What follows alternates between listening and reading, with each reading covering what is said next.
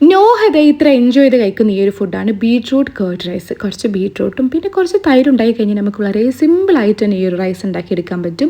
Day by day മൂപ്പര് food കഴിക്കാൻ ബാക്കിലോട്ടായിട്ട് വരികയാണ്. അപ്പോൾ ഇങ്ങനത്തെ ഫ്ലേവറുള്ള റൈസൊക്കെ ഉണ്ടാക്കി കൊടുത്തു കഴിഞ്ഞാൽ മൂപ്പര് നല്ല രീതിയിൽ തന്നെ കഴിക്കുന്നുണ്ട്.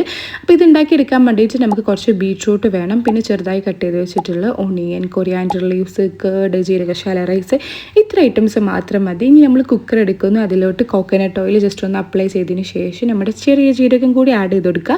അതൊന്ന് ചൂടായി വന്നതിന് ശേഷം അതിലോട്ട് ഉള്ളി ആഡ് ചെയ്യുന്നു, ഒന്ന് മിക്സ് ചെയ്ത് കഴിഞ്ഞതിന് ശേഷം അതിലോട്ട് ബീട്രൂട്ട് ആഡ് ചെയ്യുക.